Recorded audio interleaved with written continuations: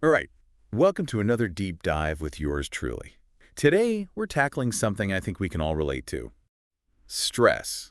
And I've got this really cool guide here called Tips for Managing Stress. So we're going to dive right in. Sounds like a plan. First up, a tip that really jumped out at me, connecting with nature. Oh, yeah, nature. It's so simple, right? Yeah.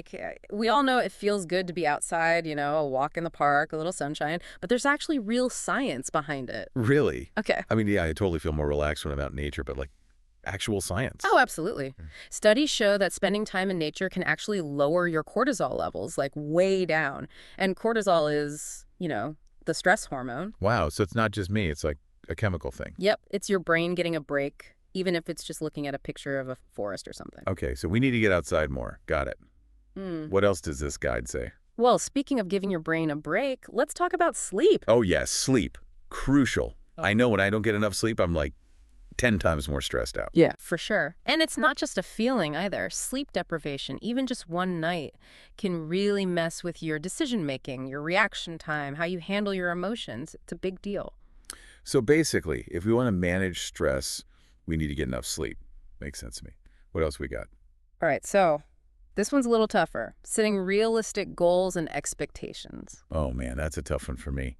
I always feel like I'm overcommitting, Yeah. trying to do too much. Yeah. I Yeah. think we all struggle with that sometimes.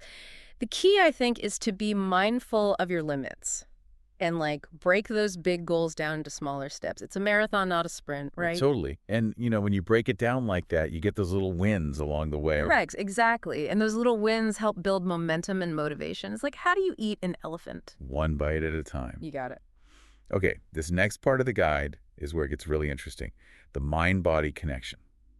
Things like deep breathing, stretching, meditation. Yeah, that stuff's pretty amazing. And it all comes down to your nervous system, right? Think of it like this.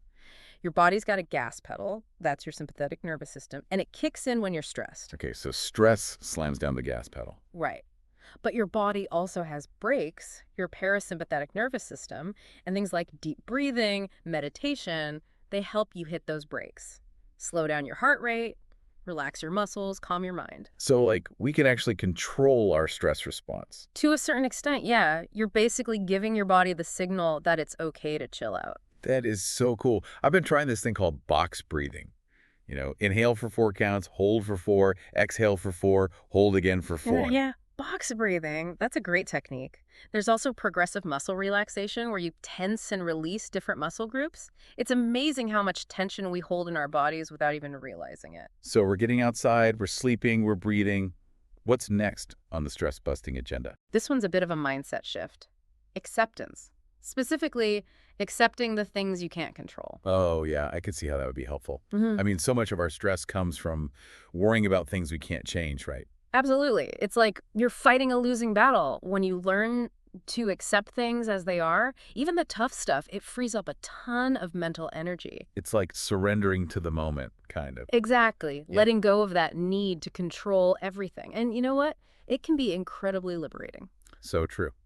Okay, last but not least, this guide talks about the importance of social support. Spending time with people you love.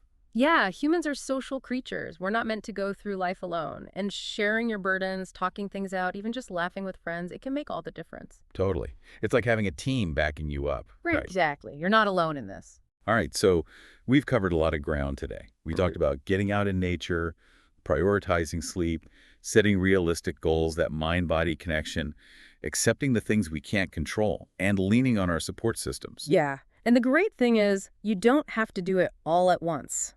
Start with one small change, one deep breath, one phone call to a friend. So what resonates with you most from all of this? Is there something you're going to try out, something you're going to focus on?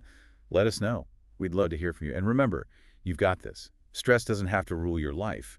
You have the power to manage it. That's right. You've got the tools. And that's a wrap on another deep dive. Thanks for joining us. We'll catch you next time. See you then.